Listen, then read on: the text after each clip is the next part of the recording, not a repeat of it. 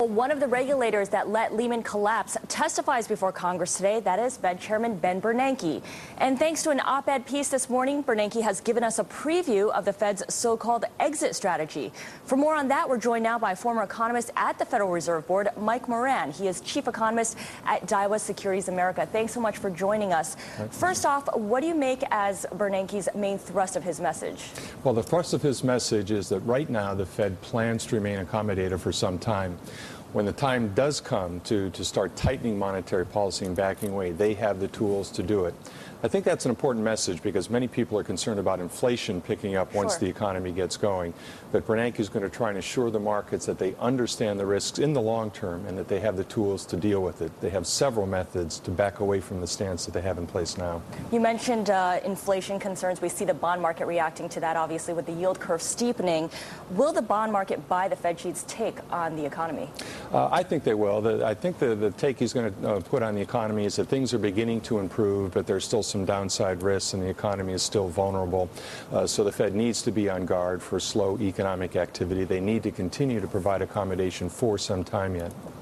Now, one of the things Bernanke writes about in this op-ed piece in the Wall Street Journal this morning is that reserves will likely remain high for several years. The Fed's balance sheet will stay inflated. Is this the new normal, and how long will this new normal last?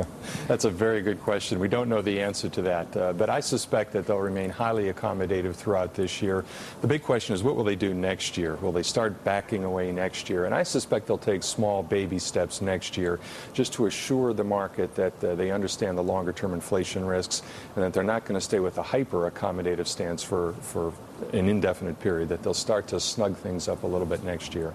Mike, this is Peter Cook. Let me ask you about the op-ed and also the chairman's testimony today. Is he telegraphing enough of this exit strategy? Are the markets going to be satisfied with what they see, not only in the op-ed, but also what he might say today? Well, I suspect the market would like to know when the chairman would start to back away and start to maybe nudge interest rates up. But he cannot say that at this time. There's just too much uncertainty in the economic outlook. He has no idea when they might have to start snugging up monetary policy. So he has to stay vague on that front. I think you're correct in that market participants are going to want to know more than what he's going to say today, but he just cannot say it. He doesn't know the answer to that question. Now, Mike, Ben Bernanke writes about reserve repurchase agreements and term deposits. Are these his best tools? These are all very technical terms. I'd be surprised if he talked about that a lot in his testimony today because it's very detailed. It's the plumbing of monetary policy. You don't really want to know the details of it. I think they do have enough tools, though. I agree with the thrust of his comments. They have several ways to get reserves out of the banking system when that time comes. In addition, if the reserves stay in the banking system, the Fed now has the authority to pay interest on those reserves, which is a powerful tool because that will leave banks content to hold reserves idle at the Fed rather than lend them out. It also will put upward pressure on interest rates in the private sector of the market and dampen demand there. So it's a powerful tool. The Fed has never had this authority in the past. It has it now, and it can use it next year. Okay, thanks so much, Mike Moran. I've been speaking with Mike Moran over at Dalwa Securities America.